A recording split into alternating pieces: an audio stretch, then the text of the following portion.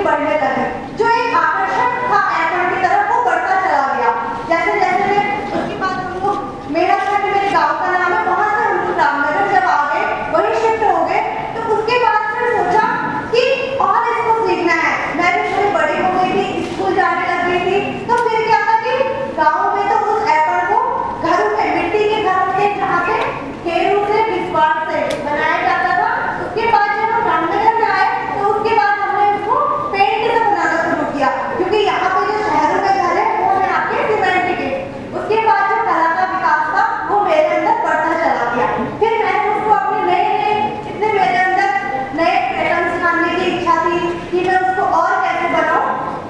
उसको मैं लोगों के घरों में जा करके, ऐसा होता था कि जैसे दिवाली आने वाली है या फिर किसी की शादी होने वाली है तो बहुत जोर शोर से पहले से तैयारियां शुरू हो जाती है। तो लोग अपने घर पे भी उसको बनाने के लिए कि मेरे घर पे आ जाओ और एप्पल को बना दो, तो बहुत अच्छा लगता था कि हाँ यहाँ तो मुझे इतना सारा एक साथ बनाने के लिए मिल जा रहा है, तो बड़ी खुशी होती थी। लेकिन एप्पल कला के बारे में अभी तक भी कोई ऐसी जानकारियाँ या फिर वो अभी भी मैं सीख ही रही थी, बहुत ज़्यादा नॉलेज उसके बारे में मुझे अभी भी नहीं थी। तो थोड़ा थोड़ा करके धीरे सीखने का जो क्रम था ये आगे बढ़ता चला गया। फिर जैसे जैसे एप्पल कला में जो मेरा हाथ था वो थोड़ा थोड़ा करके अच्छा भी होने लगा, नई चीज़ें मैं सीखने लगी। और जब मैं कॉलेज में थी तो वहाँ भी मैं उस एप्पल कला को बनाया करती थी, थोड़ा थोड़ा करके, जैसे पेपर पे है या फिर घरों में, तो जैसे मंदिरों में भेड़ियों में बनाते ही हैं। उसके बाद से जब एक चीज मेरे साथ हुई कि जब मेरे ही साथ वाले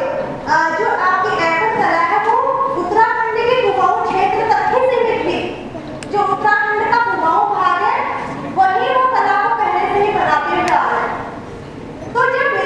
मेरे साथ कॉलेज के मेरे एक दोस्त ने बोला कि तू ये क्या बनाती रहती है लाल सफेद, हमने तो इसके बारे में नहीं सुना है, या फिर मैं कभी कभी इसकी फोटोज है सोशल मीडिया पे, कभी अपने फेसबुक इंस्टाग्राम वगैरह पे डालती थी, तो लोग पूछते थे कि ये क्या है, इसको क्यों बना रहे हैं। तो बड़ा अजीब सा लगता था कि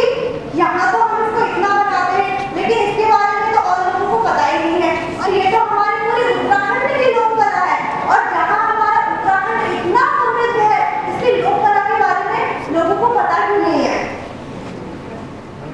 तो तब मेरे माइंड में एक चीज आई कि जब मेरी इस लोक कला के बारे में मेरे बगल में बैठे हुए मेरे दोस्त को नहीं पता, और जब मैं फेसबुक पर उसको डाल रही हूँ या मेरे जितने रिलेटिव हैं या फिर जो लोग नए मुझसे जुड़े हुए हैं उनको इस कला के बारे में नहीं पता, तो कैसे हमारा उत्तराखंड की लोक कला ऐसे कैसे समृद्ध है जब लोगों को उसके बारे में जानकारी नहीं है। तो जब यहाँ से वहाँ माइंड थोड़ा थोड़ा करके फिर चेंज होने लगा और मन ने ठान लिया था कि अपनी लोक कला को मैंने एक नई दिशा देनी है। कॉलेज के दिन ऐसे साथ में चलते रहे और जो मेरा लोक कला के प्रति स्नेह था वो बढ़ रहा था, थोड़ा थोड़ा करके मैंने उसको नए नए आविष्कार के रूप में